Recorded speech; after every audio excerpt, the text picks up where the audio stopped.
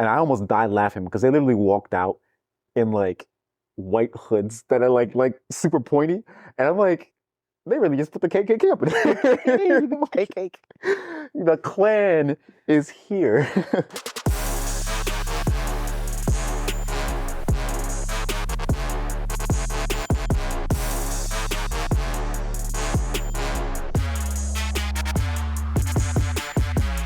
What's clapping, everybody? Welcome back to Anime Intervention. This is episode 16. I'm your host, BMG, here with my co-host, my boy, my brother, Clean Bean. What's happening? Good. Everything's good? You been watching anime? What you been watching? So far, I've been watching, Oshinoko I did catch up on as well. I think it's episode 11 or 10 or 11 I or think it's something. 10 because they skipped a week. When this episode comes out, it'll be definitely done, but Yeah. I'm pretty confident that they skipped a week, and that's why we didn't see that one episode. I think it was episode 10 that they skipped. Yeah, I think so, but I'm not sure. I'm still watching, my dear friend, Nobuto-tan, The deer one? year. Yep, still watching that. And I believe I'm gonna eventually start, what's it called? Jeez. What are you thinking I of? can't remember what it was called. What's it about, though? You remember? No, it's not coming to me. Not right now. Oh, okay. But It'll I'll come up probably later. remember. Yeah, I'll Okay. remember later. All right. I've been watching, this, I started two shows. I'm gonna start with this real quick because Huh? do you know Too Many Heroines Are Losing? I think it's, yeah. Oh, let me double check the Oh name. wait, that was the one. Too Many Losing Heroines. Yeah, That's the one you're talking about? That was the one I was talking about. Okay, Yeah. so I started the first episode of that just because I wanted to see how it was, because it's been out. I'm not too sure how many episodes. I'm assuming that since the season should be over by the time this episode releases, it'll probably be done, right? So I watched the first episode, and it's a very interesting concept. It's literally, about women who fail at getting what they're trying to get, which is the man, right? At the end of the day. But it's set in a high school setting, and the main character is a guy, and he's the one who's basically, living life as if he's not necessarily focused on getting women, but he wouldn't mind if he were to like get with a girl. And the whole premise is that he meets a girl who has lost, who has so-called failed, right, at achieving her goal. I'll say it's a childhood friend because I believe it is a childhood friend. You know the trope where the woman just can't get with the childhood friend. It just never happens. Never works out. So it's the same situation, same scenario. And he's the one who's kind of dealing with the fallout of that. So very interesting concept.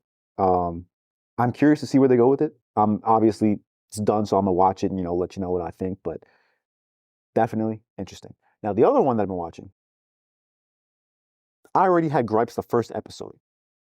It's an anime called I Parry Everything. Okay, this dude who could literally parry anything because of the fact that he's trained the parry skills so much, right?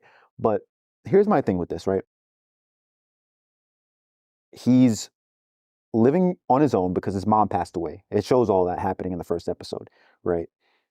And I think his dad, I don't know where his dad is, but his dad like instilled a dream in him where he wants to be an adventurer, right? Okay. He tries to go become an adventurer, and he fails at every single aspect of adventuring there is. Like there are different schools for different different training programs for like if you want to be like a knight or a tank or like a rogue or simple fantasy stuff like role playing stuff, right? And mages and stuff like that. But he could not like pass any of those tests. He trained with those schools. He couldn't do anything, right? But the one thing for some reason that he could do really well is parry. I'm like, okay. So every single day for 14 years straight, this bro is practicing in the forest, parrying a bunch of swords that are like hanging from these like some strings that are connected to trees. I'm like, okay. 14 years, it shows the increments of time, right? So it shows like what happens at the first year, then it shows like after like 3 years or something, then it shows like 5 years, and then it shows 14 years. And each time it progressively shows like how much better he gets at parrying. I don't know what the hell he's parrying, but he's parrying all the swords that you see there. And it gets to the point where after 14 years, he parries and like the entire forest feels it. I'm like, clearly he's strong. He goes back, right, to take the test, to not to take the test, but to basically see if he's cut out to be an adventurer. And they say, yeah, sorry, but you need at least 2 useful skills to be an E-class adventurer or something. So So we we can't let you in. basically, I'm like, what? And then, but then they're like this. There's an F class. So there's E and then there's an F. They added an F. And it's for different jobs that people don't want to do, like taking out trash, like, like these typical Naruto, like D rank mission where you're like saving a cat from a tree and giving it to like the kid or something yeah, like that. Typical stuff like that, right? And he's helping out with farming and this and that. And you could see it when he's like helping people out with mundane tasks. This guy is strong as hell. This bro is carrying like you'll see a bunch of people like carrying like these sandbags. This bro has like 50 sandbags on top of his back, just carrying them up the hill. Not a problem. Like you're telling me this man does not have the strength to be a hero? Forget it. Forget it. You know what's crazy? End of the first episode, he hears somebody who's in danger, somebody who's screaming for help, right? He goes to save them, but he doesn't have any attack skills. It's a giant Minotaur with a giant axe. What does he do? He picks up, people get killed. He picks up one of the dead soldiers' sword, right? And he starts parrying the Minotaur. Minotaur just cooked everybody, but he's parrying the Minotaur. And then the final parry that he does sends the Minotaur's axe back at his neck, and his neck completely cut. Heads off. what? Okay, I got. First of all, why didn't he practice multiple, areas? He did. He did. He failed at all of them. Well, oh yeah, you're right. He said that he failed at all of them, and then he went to go train. And Apparently, the premise is that if you train a skill long enough, that more skills will come from it. But I'm like, so you're telling me after like 3 years of getting your parry up, you couldn't be like, all right, yeah, clearly nothing else is coming from this. You trained for 14 14 straight years. years, every single day. How old was this guy? Parry, he was a kid. He was a kid at the time. He was like maybe about 10, I want to say. What? What?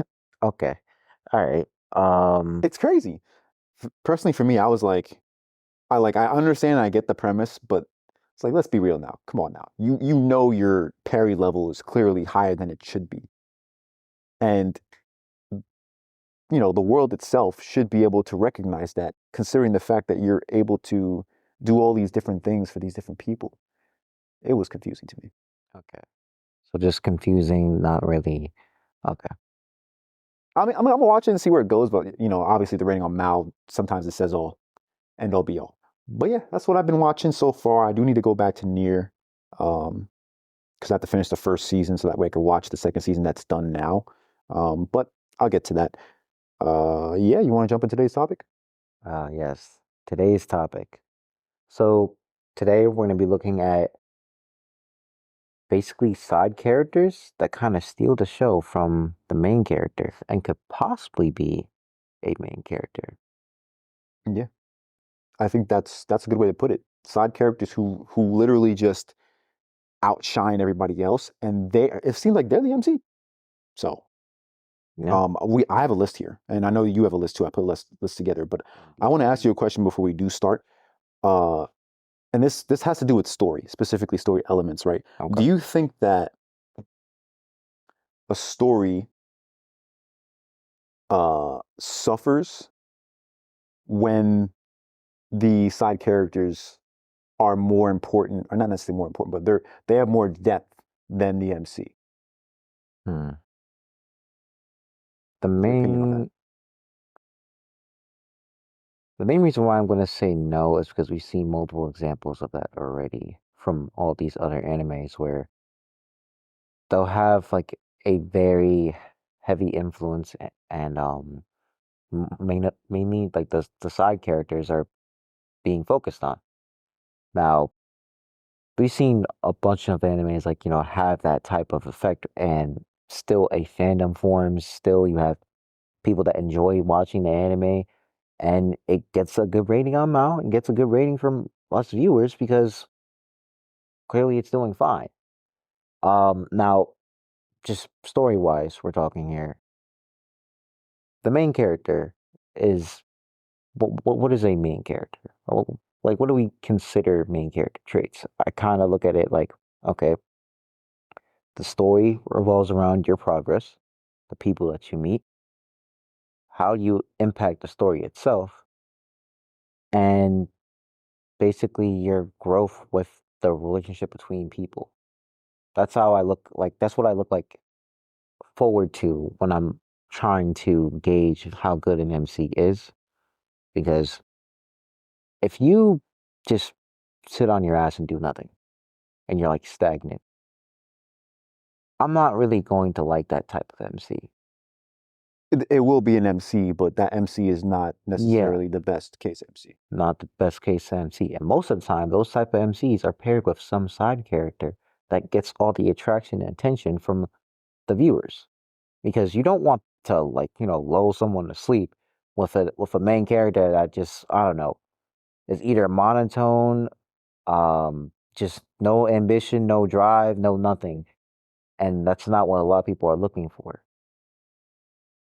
But however, I will say usually they are paired with that side character that steals the show from their actions. They don't have to be all like, fiery and excited, but I'm saying is that they have to be like a shining star in a way. I agree.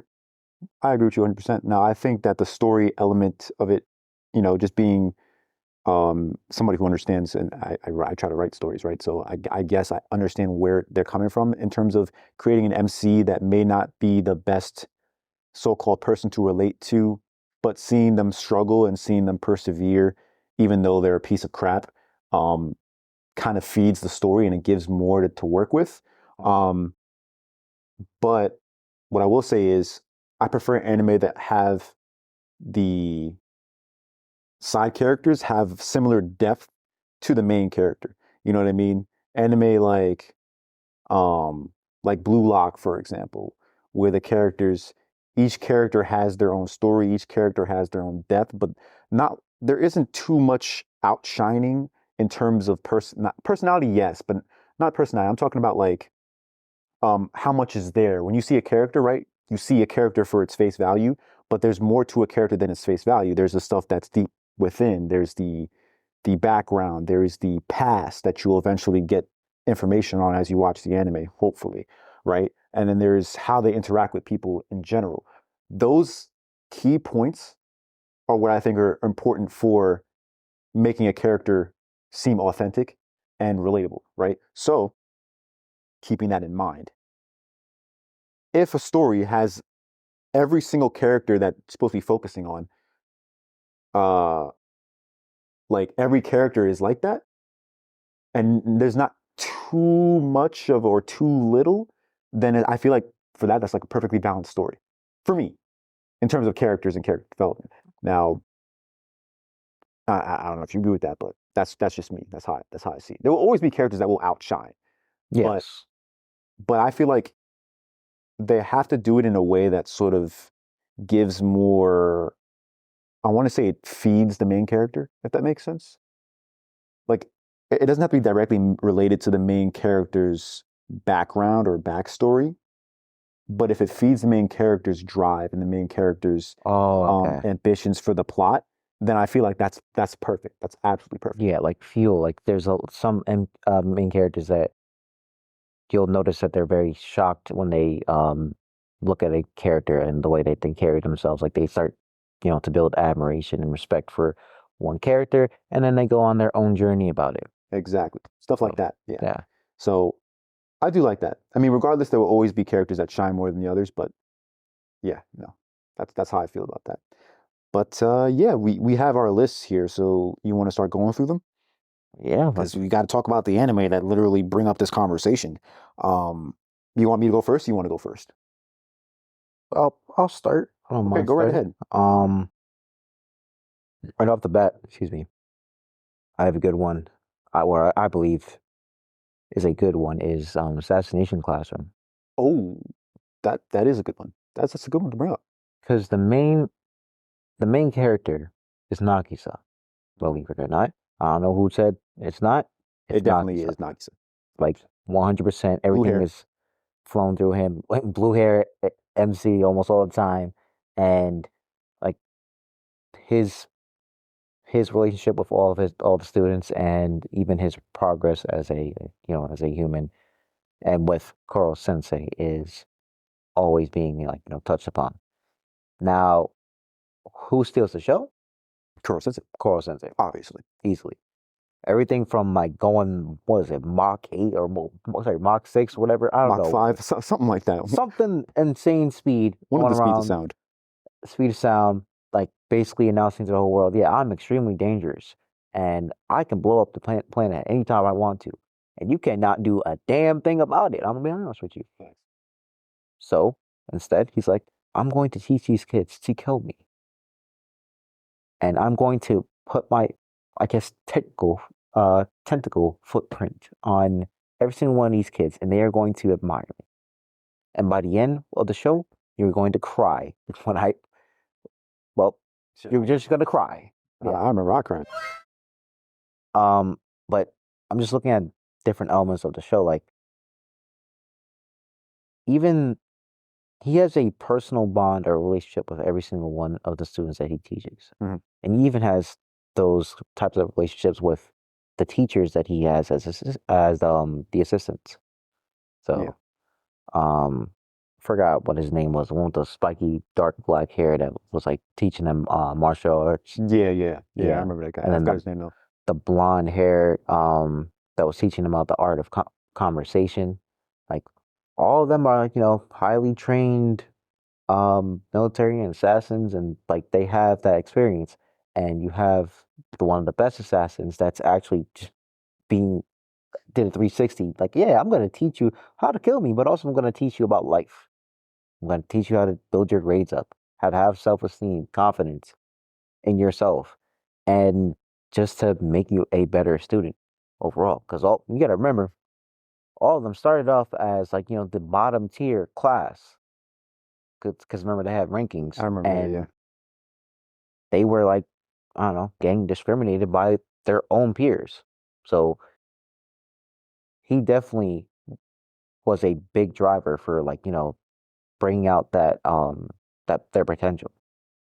So I can definitely say without a doubt, he definitely does steal the show compared to like Nagisa, the MC. It's a good point. No, I agree. I agree. All right, well, that one's down the drain. Cool. Yes, sir. Next one on list, I got Akame got killed. Oh, Yeah, oh, I got Akame got killed on the list. I mean, you don't it's huh? What? like I'm saying like a comic a kill, like you basically trying to make people cry. Oh, yeah. I know. The show is kind of, obviously everybody kind of just dies in the show, but like, just bring it in, right? What's the name of the show, right?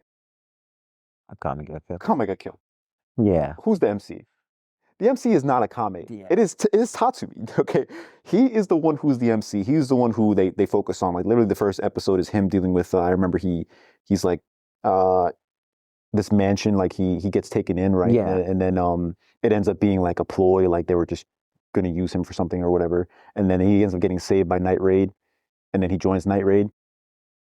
At that point, I mean, we already knew that Tatsumi was the MC because of how much screen time he was getting in the beginning. You're obviously following the MC. But then when you see Akame, it's like, Oh, huh? And then you see all the other people. You have Mime, I believe was the sniper, right? And you have, I forgot the other dude's name. oh, the one with the strings. Yeah. I forgot Yeah, I about him. forgot his name. I forgot his too. name. But you have all these other characters, right, that are way more important. But Akame is the most important of them all. And you see that as they're interacting, the characters interact, and as they're kind of explaining the situation of the world, how the empire is being oppressive, and you have Esdef doing crazy things here and there. I'll even say that Esdef outshines the MC throughout the entirety of the show. To be fair, that's allowed because she is the antagonist, so it makes sense. But specifically for Akame, she is personally for me the MC. Now there are clear moments within Akame ga Kill where Tatsumi does get his time to shine. You do see later on where he does eventually sacrifice his life, in that one fight that happens near the end, right? And in the fight with Esdeath, where Akame is versus Esdeath at the end, she ends up beating Esdeath, yeah, but Esdeath didn't want to live anymore past that point because she was like, Tatsumi's not alive, so there's no point in me being alive. Like Tatsumi was the MC, but Akame, she solidified everything. And at the end of the day, it was Akame who walked away while all of her friends were dead. It is, to me, one of the great moments in anime that we see. Akame, understanding that there's more to life than what's going on, the empire being stupid, and her kind of persevering despite all of her friends perishing. So Okay. I believe that she's the MC, even though Tatsumi is. No, I can agree with that, especially since, like you said before, the name, like, It's in the show. it's in the show. Like, the stop show is it, right there. stop It's it. a comment. Come on. But yeah. So yeah, what's next in yours? Next on mine, Black Lagoon. I'm bringing this up mainly because I remember we mentioned this before, how I said there's kind of like co-protagonists, but at the same time, officially, it's Rock that's the MC. He's Officially. the main character. He gets thrusted into the world of, bandits, corruption, basically like the underworld of like all bad chaos. And I just don't think that he is MC, not material, more like just uh, something that brings out main character energy. He Yeah. doesn't really enforce his will as much. It's more of a he's still in a developing phase and trying to understand like where his role is in this bad society. Now, you see him as a character start to like, get more and more to the dark side, but also get like exposed. Like he's trying to keep his sanity. He's basically It's like a balance beam yeah, almost. it's like a balance beam. He's trying not to fall off the edge, but also he's within two different worlds. He's within, the regular citizen. Like I still have faith in humanity and I see the good in everyone and I'm trying to save everyone. And he's has like the bad side where I've seen, I don't know, basically buildings get blown up, people die, and I can't save anyone. Revi. I'm Revy. mentioning this because Refi, the side character, takes the show. She does. She's the one that you start to like once you get introduced to characters, like you get introduced like to Dutch and then Benny and even Valalaika, like they're all pretty badass and have some good, pointers to survive in I forgot what the name of the area was, what the where all the bad guys go to. Yeah, yeah. Roy Annapur, yeah. But at the end of the day, like Revy is the one that basically gave him a wake up call into like, yo, this isn't something to joke about. Like the things that we do. Like, yes, we're a transporting company. Like we basically transport goods and maybe people here and there. But shit can hit the fan. Like some people can die. I will literally kill people, and it's only because of the fact that I have to kill or be killed. Simple as that. Or I take whatever I want to survive. And Yeah. you even see like her backstory get shown in an OVA or like that what was it, Roberta's Blood Trail. Yeah. So you're already starting to have a backstory of that character. She is basically flying up to different boats and blowing up things and shooting everyone, and she's Revy's a basically badass. yeah, a badass and putting a stamp on the show to the point where you're like, yeah, that's my MC because why in the world is the opening just her and maybe a couple of like panels of the other MC, other characters like, but it's mostly her. Mm-hmm. She's focused. She's the focus. She's the face. Literally, when you look up the anime Black Lagoon, who is there? She is the biggest person that's shown there because of how much of an impact she has in both her actions and her words. Mm-hmm. So yeah, easily. Yeah. No, I agree with you 100%. Yeah. Um, what else do you have? Oh yeah. Moving on to the next one. Okay, so Yeah. this next one's a big one for me because, and you're gonna understand why, because it's Tokyo Revengers. Oh yeah, I can understand that. Takemichi, all right, is dog poop. Let me put He this is down. sewage water. He is galactic trash. He is nuclear waste, bro. He's He not is even trash. he's not even sewage water. That's how bad it is. The reason why he's not even sewage water, he's the water that you send to a waste treatment plant and it doesn't get treated. That's how bad it is. It doesn't get recycled. It doesn't get recycled. It doesn't get no. It's straight up dog water. I just don't like Takemichi like that. All right, so here's what I'll say about Takemichi, right? He does have the toughness to be considered somebody of importance. Why? Because he literally gets beaten to a pulp and for some reason is still able to stand. I give him props for that. But everything else, I'm sorry, I just can't give him the props for it because throughout the entirety of the show, he is not progressing. He is only progressing in knowledge of the future and the past as it is changing because that's what he does. He's trying to change the past so that way it could affect the future. But besides that, it doesn't seem as if he's using his brain. It's almost as if he is going back in time, right, to his old self, and he's also reverting to his old self at the same time. I don't like it. I feel like he needs to take some of the smarts and some of the brain that he has in his older 20-year-old self or whatever, 25-year-old self, and use it in the past, mate. You need to be smarter. You need to make some decisions that could actually change the future. To be fair, some of that stuff does happen. But then when something happens, all of a sudden it's like, oh, what do I do? And then you're basically just putting your body in front of it as if that's going to solve the situation. And you're going to do the whole Naruto talk no jutsu or something. That's not going to work. It does not work, as you've seen. And I don't know if you've seen the most recent season, but I think he's now like a captain of uh, one of the divisions that they have of his gang.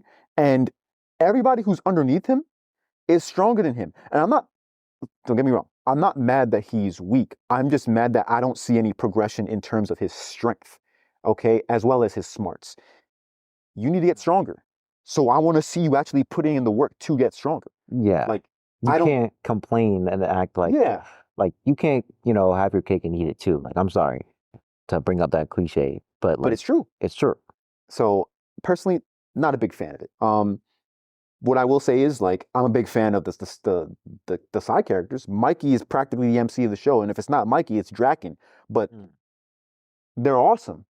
You know what I mean? And it's not you don't have to be awesome to be an MC, but they take charge, they do things that they're supposed to do. And at the same time, hear me out in this one, they're also going through their own character arcs throughout the show. Yeah. Takemichi, I don't think he has that much growth personally for me. I don't see it. Um, I just don't. I think he needs to develop more. Obviously, he gets more guts, but just needs to develop more.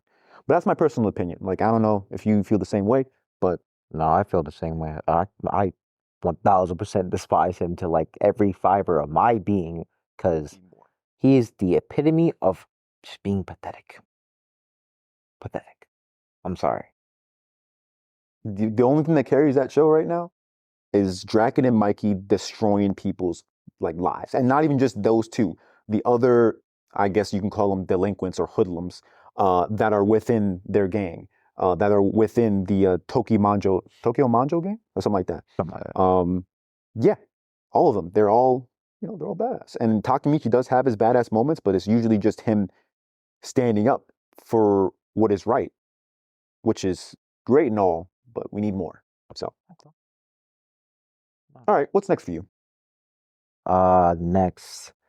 So I have an one that I watched, but I don't really have that much background or context because of the fact that I haven't touched upon it in a while. But remember the Great Pretender? I do. I do remember the Great Pretender. You know what's Yeah. crazy though? With the Great Pretender specifically, um, I like the way they crafted the world, if that makes sense. Just the way that the world was crafted around the people that are involved with how they were doing, the whole what's it called? It was like, didn't they have like a heist going on? Yes, it was basically a heist, and like you're essentially trying to pretend or fake your way out of hustling money in almost every single scenario. Yeah. Like I remember there was like, a plane race. I remember there was something about like, just I don't know, a lot of scamming, a lot of like Hmm. ways to maneuver money in their way, and a lot of times, the MC would kind of be in the midst of that, trying to learn that that how that works, but it would be the other characters, Abigail Jones, Yeah, and I remember what's the name? I'm trying to yeah, remember. Abigail Jones. Oh, I remember. Lauren Theory. I think I Yeah, pronounced that yeah, wrong, but like yeah. they were manipulating the strings from the jump.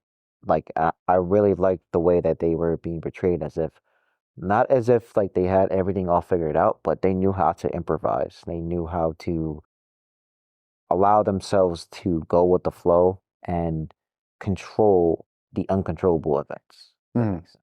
No, that makes sense. 100%.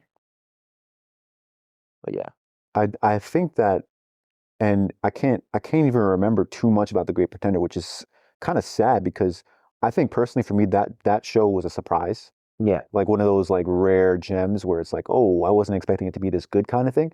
It's one of those. I'm gonna have to go back and rewatch it just to see because all I remember is people getting duped. I do remember this one racetrack scene, I think. Oh, I think I Yeah, remember I that remember too. that too. I was like, yeah, that's cool. So I don't know. I like that anime.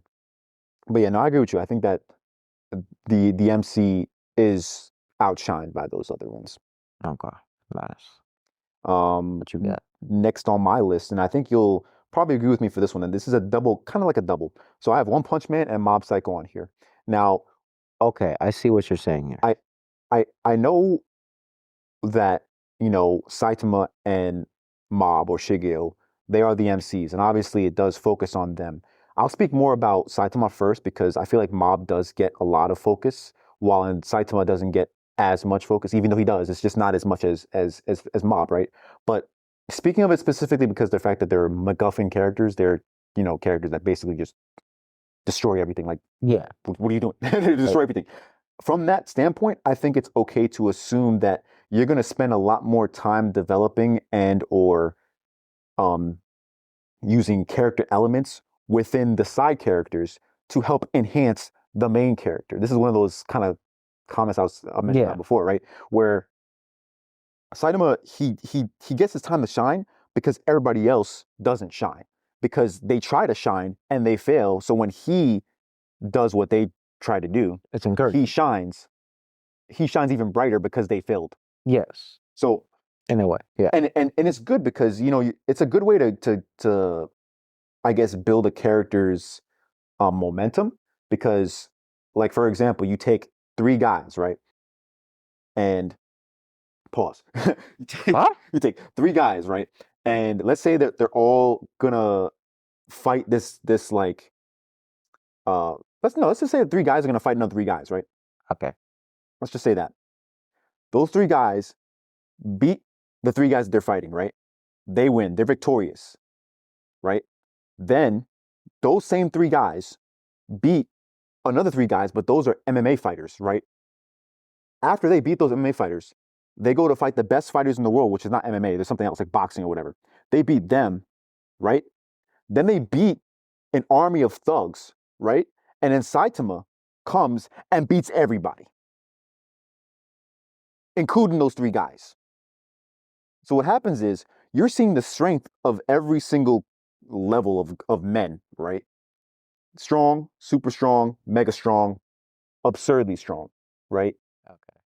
You see it at its highest point, and then Saitama just wipes it all. Mm.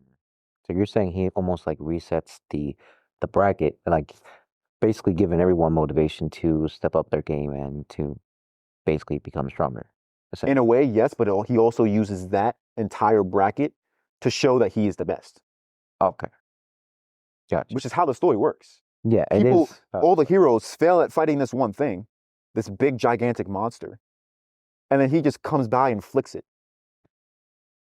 But That is true. Yeah. the entirety of the show, maybe even like if you take a portion of it, like when they're fighting what's his name from the first season, that dude with the eye. I forgot at the end. At Oh, the end, the one that actually gives like Saitama a run for his money. Not really. He didn't really give him a run for his money, but he was basically lasting longer than one punch, if you want to say yeah. it. He had to use a serious punch on him.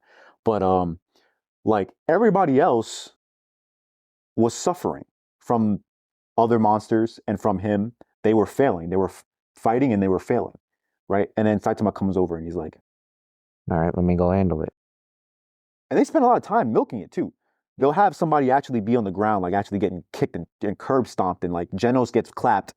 That's my point. They use Genos. Genos gets clapped, and all of a sudden Saitama comes to save the day. Saitama is the MC. Shigeo, same thing. Shigeo is the MC, has the same situations, the same scenarios, but the side characters blossom because of the fact that they are so high. Mm, You know what I mean? okay, You I see, see. you see more of Tatsumaki. You like to see more of Tatsumaki. You see more of Genos. Genos becomes more of the character who's like in the prime spotlight, right? And I won't say it's necessarily the same as like Tokyo Revengers, where the MC is Pooh, because it's not. Um, but just more so that the focus seems to be shifting more to focus on the side characters to give the main character what he deserves. Okay. That's why it's like a maybe on the list, but I decided to include it. I don't know if you agree. I can understand where you're coming from because a lot of times the side character is going through, challenges, anguish, sadness, whatever type of emotional feeling. Mhm. And those are typically going to be displayed the most to the MC, but it's being displayed to the side characters because of the fact that they're feeling frustrated when they had to be saved by the main character. A lot of times they do that trait where, you know, a side character thinks of themselves highly and is very strong. And then when they get saved by someone that they're trying to be better than, it's like, well, I got saved again, or this can't be. Mm-hmm. But yeah, I can definitely agree with you on that point. Uh, What's next on your list? Next, I have 86. 86. That's a good one. A very good one because of the fact that the main character is Melise. Moonrise, right? And we know that she is of the silver hair, kind of like Aryan race type of thing, where okay, my race is better than this race, and they kind of basically discriminated against people that didn't have silver hair, Mm-hmm. and those that didn't have silver hair fighting the I forgot what they're called, but all those robots, Yeah. and you're on the ground and basically had nothing but just I don't know some poor rations and just worrying about not dying in a mech. Well, not mech, but just I mean, a it kind of was like a mech, really. kind of like a mech. But Well, those who were fighting, at least the ones who were, in the mechs and everything, the ones that forced to fight. yes, So you're saying that the MC would be what's his name again? I'm saying that the side character that takes the show are like there's the Would be better the MC. MC, yeah. Yeah, would be the MC. What was his name? I forgot his name. I Uh, know what you're talking about. It's the guy with the black hair, right? Or the Shin. Like yeah, Shin. well Oh his yeah, name wasn't his isn't name like like? Well, didn't he have a nickname? yeah, his nickname was the Reaper. Okay, yeah. Like The he Reaper. would basically shoot his comrades in the head, like whenever they would get injured, and it's like okay, I cannot continue.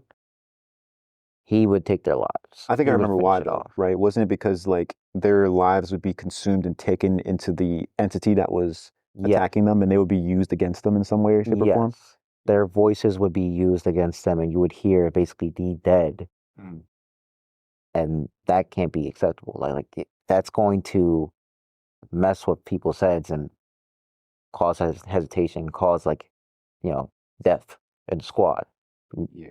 They don't really need that because you're trying to force an enemy back, and believe it or not, they're all limited in how many people that they have. Really, like it's not like it's a whole army of just people and they're pushing back the enemy. Like no, they are outnumbered, and it's basically the Reaper that's out there guiding his team. Mm-hmm. He he is very stoic, very emotionless, and that started to stem from I remember I believe with his brother, his older brother, Yeah, because he and he died. yeah, he ended up dying. And ever since then, it's like a shift in personality, straight to the gun. Like I'm here. Like I got to do my job. I'm doing what needs to be done. So you can definitely see there's that shift in mentality. There's a drive, and there's also a hint of not a hint, but more like a underlying compassion trait that's shown. about that character specifically. Like his sharpness of his tone and the way that he talks to people may overshadow his actual compassion and caring about people. So I do believe though he is the better MC or better would be considered the main character or the character that seals the show. Over Melise. Yeah. Yeah. Nah, I agree with you 100%. Thank you. This next one, I got Bungo Stray Dogs. Oh, are you talking about who I think you're Yeah. talking about? So, well, here's the thing with this. This is kind of split because there's no real character that I think takes the show more than the other, except for the main character. Like the main character who is Atsushi, I think that's his name. Um, they do kind of hint at, especially through the first season to the second season, third season, the fight between him and Akutagawa, the guy with the black hair, and the fact that they're like two opposing forces and stuff like that. Yes. But Atsushi, the white tiger, essentially, right? He is supposed to be the main character, but the show takes a lot of time and it does a lot of kind of milking, so to speak, of creating and crafting the side characters that support the main character, right? So Dazai, people love Dazai. There's no surprise because he's cool like that. That's a character right there that shines above most, I would say. But not just him. To counter Dazai, right? There's also Chuya. Chuya is really good, right? And if it ain't Chuya, it'll probably have to be Rampo. Rampo the detective, right? Spend a lot of time with Rampo. He actually has an entire backstory that happens in, I think it's either the start of the fourth season or is it in the third season? Something like that. They spend actually a good chunk of time on his backstory, maybe about I want to say half the season, maybe a little less, but you see that they're focusing on these characters and they're bringing it up. And even in the most recent season, which if I remember correctly, everything kind of goes to shit because they're using this one thing. I forgot what it was called. It's like this note where you can write anything in it and it will change reality or something like that. Yeah. To some extent. You see it's they're focusing on all these different characters where you just can't tell who the main character is.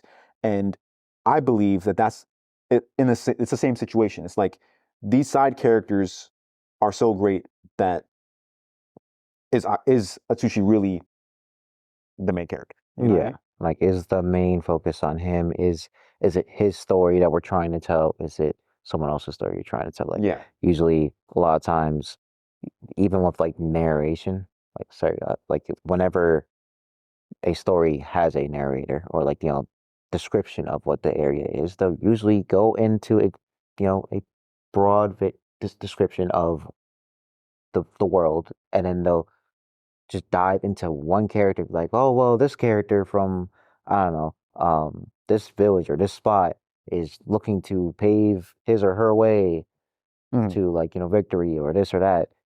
You have a set point as to where the story is going to start, and then they basically use external factors to shape where it's going. But yeah, I agree. Yep. Well, what's next on your list? Well, this is my last one.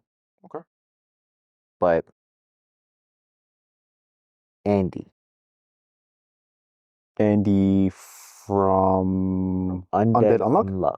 Okay. Yep. I agree with that. I can really see it as a perfect side character that, I mean, a lot of people consider them co-protagonists, but it's the main protagonist is Fuka. Yeah. The girl that has, Unluck as her, ability. Okay. Everything happens for a reason, for some reason, bad events, kind of like a Final Fantasy. Wait, not Final Fantasy. Final Destination. Final Destination. Yeah, Final Destination type that of movie feel. that movie used to scare it. Me, bro. Yeah, scared me. But just a bunch of events, even with we see, bombs landing or plane crashing or just a lot of unfortunate events that happen because of her ability, and then you have basically, I guess, what would be considered to be the counter, or not counter, but more like the complement to her ability, which would be your boy Andy. He's immortal. Okay, so all that all that mass destruction that comes from her power is not affecting him at all because he somehow regenerates. However, he's basically seeing her as the way to kill himself, to end up dying actually once and for all. However, he steals the show with both his personality, even though sometimes I'm like, okay, calm down. You shouldn't be trying to, smash I don't even know what age she is. I don't know how old she is. No, I think she's 18, actually. I think she said she was 18. 18? 18 or Okay, 19, something like that. Like, geez, still. Man's trying to smash. I do, however, believe that he definitely does steal the show with both his abilities, his flair, the personality, and just the way that he is. Like, I feel like he has more of an influence and more of a major concern with the entire world. Like, we even see that with the people that were trying to chase them down. I believe it was like called the Union, I think. Like the round table that they have with like all those powerful people, and we even saw them like they were trying to chase down him. Like they weren't concerned about her until later on when they figured out what her power was. But he was the main focus of that entire season. I'm not sure if it changes like from here on out. I didn't watch and read the manga. I didn't either. So, I just watched the first season. The I think it was 24 episodes or something. Yeah, I just watched the first season, 24 episodes, and I do want to say it definitely is on him. Like even when he spiraled out of control and the other personality took over, you had everyone pull up on him just to stop his power because he was that powerful. Facts. So we clearly have like that rage part, or like how certain main characters that are very powerful or have like OP powers, they go like a monster mode, like, oh, it's uncontrollable, like you have to get people to stop me. He had that moment. He did. And he's supposedly a side character, or maybe co-protagonist. I'm not positive, but I definitely consider him to be, We could assume that he is a co-protagonist, but I do think you have a point. I feel like Fuka is definitely MC from what we've seen, because it is her unluck that it supposedly will, I guess, save the day or save his day because he wants to die. But I think you have a point there because even with his other personality, which I forgot what his name was it Virgil or not Virgil? I forgot. I forgot what it was. I think it started with a V, but simply because of the fact that backstory is there, builds intrigue, and we're more interested in learning about that than actually the so-called origin of Fuka's power. I'm gonna be real with you. So, yeah, I agree with you. I do have two more on the list here, so I'm just gonna list them off. I know that you're done, but I got Durarara. I don't even know how to pronounce it, not gonna lie to you. Oh. But you know the reason why I'm bringing this one up, because the main character who's I think his name is Mikado or something like that. He's the one who moves into the town, and the town is crazy, right? You see they got the headless Celty. You got her running around. You got what's his name? Let me see what I got his name here. Isaiah. You remember him? Oh yeah, I remember him. Yeah. Remember him? And then there was Henri, who was the one with the scythe, not the scythe, but she was basically the one with the sword because she was going around like cutting people up and stuff like that. But it was because the sword was, I think, possessed or something like that. Yeah. Like the story, yes, he's the MC, but the story just so severely surrounds everybody else. It's crazy. Like he just isn't the MC at that point. Now, same thing with Stray Dogs, would I be able to pick a side character that outshines them all to the point where they're the one who is the focus, the MC? It's hard to say. If anything, I'd say that Celty does get her time to shine, and you see that within, I think it's the second season or whatever. But I feel like everybody does kind of get their time to shine, and even the supposed MC gets his time to shine as well. But it's divided, so it's a little bit more complex. Okay. But yeah. All right, so I got one more here. World Trigger. How do you feel about World Trigger? You've seen World Trigger before, right? Yes, I do believe that is definitely easily, for sure. You know why? right? Well, first of all, the first season was long as hell. I don't even remember. The first season was like 70 something 70 episodes. something episodes, yeah. That shit was long. But I'm not gonna lie to you, the MC, I didn't like him at first. Like I liked him as a person, his personality, but I just didn't like how weak he was. You know, along the same lines of Takemichi, but this is a little bit different. This is why I say, okay, Takemichi, you suck, and what's it called? I say Takemichi, you suck, and then I say that what's his name? Osama, I give you a pass. Why? Because he actually trains to become better, to become useful. It does take a lot of time, a lot of episodes, but he uses his brain and his smarts because he knows that he doesn't necessarily have the skills. You know what I mean? Mm. And it's for that reason that I think that he deserves it better than Takemichi, the props. But who shines better than him? It's the other guy with the white hair, Kuga. Yeah. He's the one who shines so much more to the point where he's practically the MC, but he's also considered a neighbor because he came from, I believe he came from the other side, right? Yeah. So I would say that he is definitely an exception in a way. Okay. I don't know if you agree about that. No, I 100% agree. I do believe that he definitely does shine more than the main character. It's been a while since I've watched it, but I know exactly what you're talking about. It easily, yeah, outshines him. There are some honorable mentions that I want to bring up, of course. I mean, not necessarily because of the fact that they do have those side characters that take the stage and MC the entire show, but like, think of it this way, right? Dragon Ball Z, for example. Vegeta practically gets the spotlight for a good portion of the show. Maybe like, I want to say the first, up until you meet him, until maybe even like into the Android saga. Mm. I feel like he has the spotlight on him. Gohan does obviously take the spotlight for a bit, so that's included. I got to include those. Bleach, right? Think about Bleach. Technically, Aizen does steal the show. He is the one who technically is the primary focus, even during the Rukia, the Savior arc, into everything that happens within Quake Mundo and up until his battle, right? So he does take the spotlight there. Not to the point where he becomes the MC, but he does leak that energy. To be fair, he's an antagonist, so I expect that. Yeah. But still, he does steal the show. There are a few others that I could probably name. I don't know if they can come to mind for you.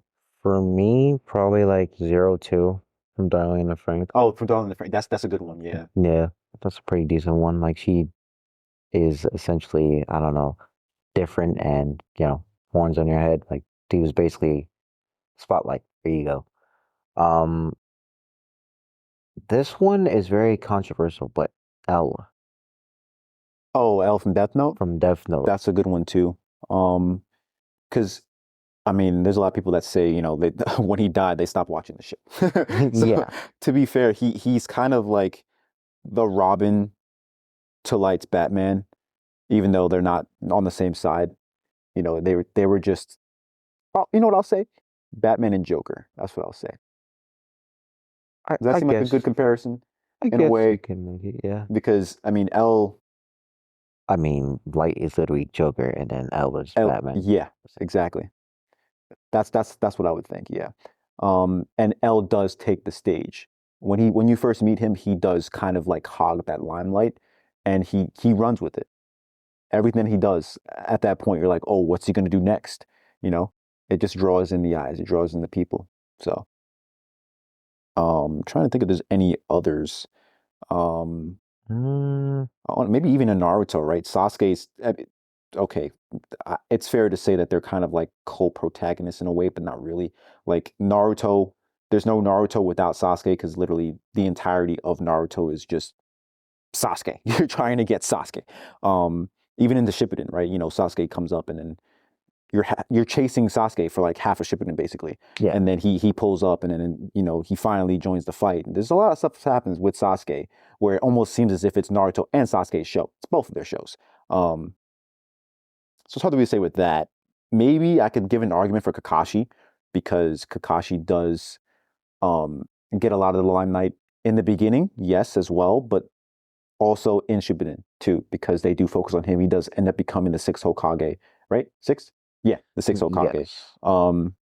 And everything that happens between him and Obito during that big fight at the end. But even before that, with Rin, we have what happened with Rin and everything that. A lot of the stuff that happens that surrounds Kakashi as well, along with his backstory, I think is also important to the point where he shines. There are a lot of times where I feel like he shines way more than a lot of the side characters that were built up in the original Naruto. Okay. Like obviously Neji's not getting the spotlight. Yeah. No. Even Lee's not getting the spotlight. Guy gets more spotlight than Lee does. Um, but yeah, that's how I feel about that. I don't know if you agree.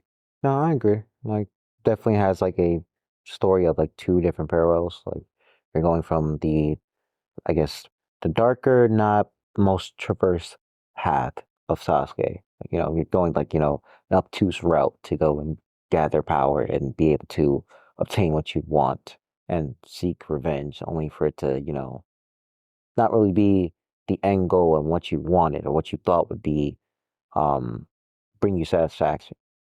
But it didn't.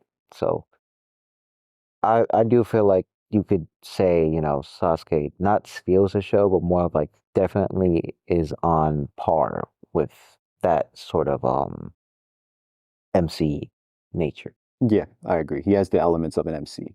Yeah. Yeah. Okay. And yeah, I think that's about it for all the ones that I had, like honorable mention wise. I mean, I'm sure there's plenty more that, we could probably think of later on. But if anybody else, comment section, let us know if there's any side characters that you think overshines the MC to the point where they become the MC. Please, please let us know. We'd love to hear it. Do you want to move on to the game for today before we close out? Yes, I do. I'm excited for this one. All right, cool. We're gonna do a little anime intervention trivia. This is a little bit different from our MC crackdown and side character crackdown, et cetera, et cetera. I actually have 4 trivia questions for you. I feel like, do you have 4 or is it 5? I have 4. Okay, 4. I have 4, but 2 of them are like technically two-parters, but we could run it. So do you want me to go first or you want to go first? You can go first. All right, get ready for this one. Name the 5 villages in Naruto. Okay. Got hidden in the leaf, Mhm. hidden the sand, hidden mist. Mhm. You have earth. Oh wait, sorry. My and cloud. Cloud, you're missing one. I'm missing one. Leaf, sand, cloud, mist, and stone. Sorry, stone, not earth. Stone. Wait, am I losing it? No, you're good, you're good. I think it's actually sound. But you're right. It's not stone's not or rock or sorry, I forgot. I know you're thinking of the And then if you were to name the 5 Kage. oh yeah, if I were to name the 5 Kage, yeah, but I guess Name the 5 sound Kage right now. essentially. So then you have the Hokage, the Mizukage, Kazekage, you have the Tsuchikage, and did I miss? I'm missing Did you someone. say Hokage? I said Hokage already. Um, Raikage. Raikage. There you go. Yeah. So You said the cloud already? yeah, I said the cloud already. Okay. Okay. Got me over here sweating. I literally had to revoke Got my me over here card. sweating. I'm out here like, damn, I'm about to get canceled. Like, Yeah, you good. yeah. So my first trivia question. This one's an interesting one. It's a little light, nothing too much. So do you remember what type of stone you need to evolve Pikachu into Raichu? Wasn't it Thunderstone? Indeed, Okay. it was Cool. Thunderstone. Cool. We on it. Yeah, nothing too much. Nothing too much. We like it. All right, this next one. What is the name of the man from Full Metal Alchemist that experiments on his daughter?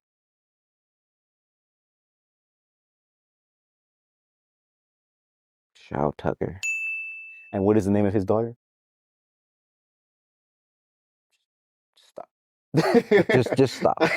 Do you remember? No, I don't even remember. That's how bad it was. I wanted to forget. It's all good. It's Nina. Rest in peace, Nina. Rest in peace. Yeah, don't ever bring that up again. No, I'm gonna be honest with you. I might have to end it all right here. Like, no, don't bring it up again. Your turn. Your turn. Okay. So this one's from Naruto. Okay. What is one of the Kekkei Genkai of the fifth Mizukage, Mei Terumi? She's the one with the brown long hair. Yeah. Right? It's like brownish. Now, keep in mind she has two Kekkei Genkais. Mention either or, you'll get the answer right. Why am I forgetting? It's been so long since I've seen Shippuden.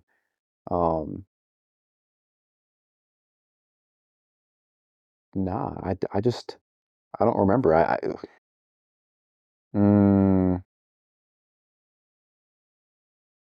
could she make clones? No, hold on. I don't know. I don't remember. I'm lost. Go ahead. Hit me up.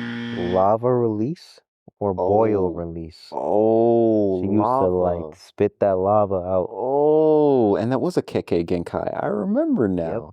I was like, whoa, whoa, whoa. We spent out lava. Like, I think it was the first time I saw like actually someone utilizing lava. So yeah, she does have a good balance and like overall all around like when it comes to the elements. But yeah, OP. She was OP. Okay, I got one here. Which level in Maiden Abyss do humans lose their humanity? Darn. Is the third one? Second? Yeah. Like that? No. It is from 5 to 6. So From technically 5 to it's 6. 6. Okay. Technically it's 6. Yeah, Okay. sixth Yeah. layer. When you go from 5 to 6, you lose your humanity. Never mind. I remember now. You Yeah. remember the terrible acts that this man would do with the Yeah, that guy that's like, call me. I think he said like, call me father or something. yeah. And he would just be conducting experiments on like his quote unquote children. I'm like, that's not how you treat children, my guy. Nope. Father of what? Father of Honestly, insanity? I think Made in Abyss might be one of the most disturbing anime I've seen. I know that there's others out there. Obviously, you can count Berserk and all that other stuff, but like Made in Abyss, wow. Let me tell you, hitting the feels, hitting the feels for that one. Yeah. What's your next one? So my next one I have. What was the name of the samurai that gave Zoro his sword, Shusui? Ooh, it's crazy. The last question I have for you is a Zoro question, but I Sorry. no, it's all good. I don't remember the samurai's name. It wasn't with. Does it start with an R? It does start with an R. Uh, Met him in Thriller Bark. Thriller Bark, right? Yep. Yeah, wasn't it? Yeah, because this we expected it to be his dad, right? Crap. Ryuma? Yes, Got it. Yuma. Got it. Yep, Let's go. that's his Took a name. little bit for me to catch it. Ryuma. All right, so that brings me to my final question to you, which is, Oh no, what is the name of the first cursed sword that Zoro received through the toss-up? Remember to test it and see if he could cut his arm? yeah, wasn't that Kitetsu? That's correct. That is correct. It's Sundai Kitetsu.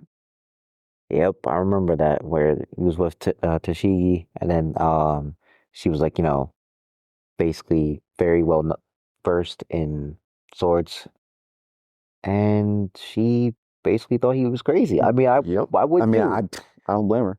Throw a sword up, it's like, yeah, if it cuts it off, it is what it is. Like, I just can't use this anymore. That type of guts and fearlessness is ridiculous. I'm not gonna lie to you. That you don't see that often in any show. Crazy. He's like the it is what it is type of guy. That's what he is. Exactly. But yeah, that's it for our trivia for today. Hold We'll up probably. now. You have another one? Yeah, I have 4. Remember, I'll let you go first. Oh yeah. Just hit me up with the next question. This one's a hefty one. What do you mean it's a hefty one? What's so big about it? All right. What are the 4 main bending elements in Avatar: The Last Airbender, and what are their sub bending elements that derive from it? What the hell? This is okay. Well, water, fire, earth, air. But what sub-elements? So Essentially, earth, you got some metal bending, right? But isn't that technically, is yes. that even considered a sub-element? It's got the considered blood- a sub bending. Yeah, that Okay, you counts. got the blood bending. Yes. You got the lightning Water. from the fire. Yep. And air, what would that be? Why am I not getting this one?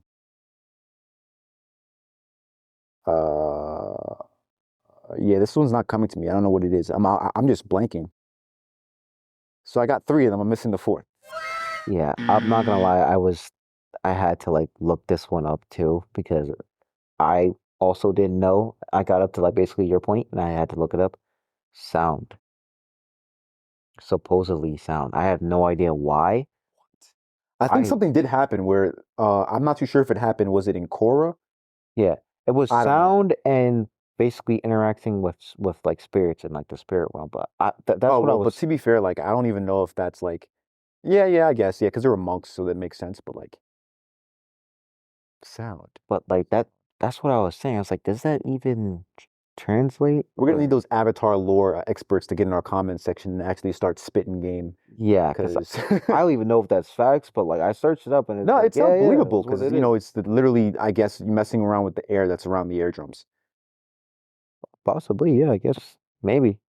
And you could actually mess with somebody's like senses, period, if you mess with the eardrums. Like a lot of your sense of balance comes from the ears.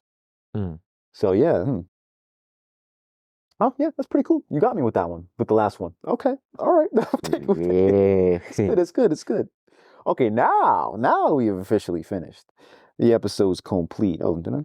Okay, yeah. But yeah, good episode, good episode. If there are any more side characters that you think deserve the MC role because of their overshining abilities, please let us know in the comments. We appreciate it. A like and subscribe, and we'll catch you on the next episode. Deuces.